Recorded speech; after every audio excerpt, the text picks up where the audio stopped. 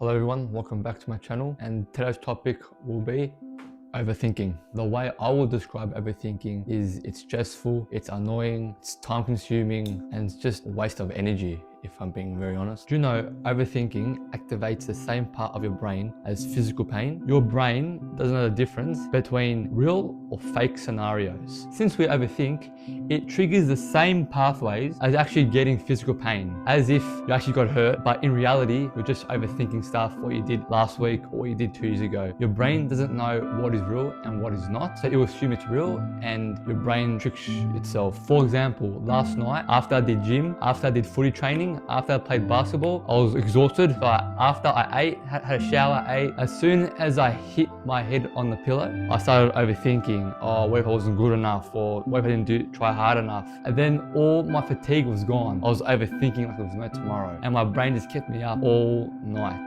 Which actually gets to me to my next topic about overthinking, which is overthinking equals high cortisol, the stress hormone. Now, when you're trying to sleep, your brain starts to loop negative memories, cringy memories, all the overthinking stuff. And then while it's doing that, your body releases cortisol, the stress hormone, which will keep you up at night and you won't be able to sleep, and you'll feel stressed and you'll feel agitated and you'll feel annoyed. So this was a small topic, a shorter one. So in summary, overthinking equals high cortisol, the stress hormone. Hope you got that. The next issue with overthinking is overthinking equals struggling with decision making.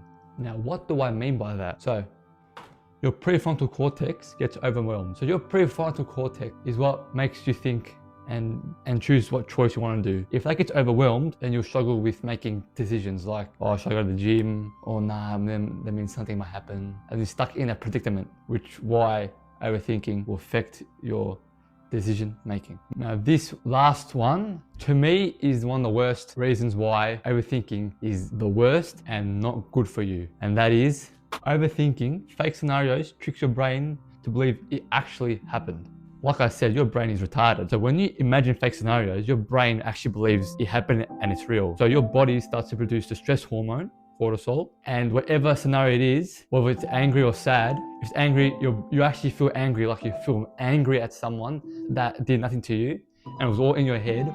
Or if you're sad, right, and you think about like someone's death, your body thinks it happened, and you start to tear up and you start to be in a bad mood. That is dangerous because then you are relying on a fantasy. This also includes in dopamine too. That if you think about you being successful in life, if you think about like you're being successful, then your brain will think it happened, so you don't need to work, so you'll be lazy and everything. But that's besides the point. That's for another video. But for overthinking fake scenarios, that will legit damage you and that will affect you negatively. So please watch out for this one.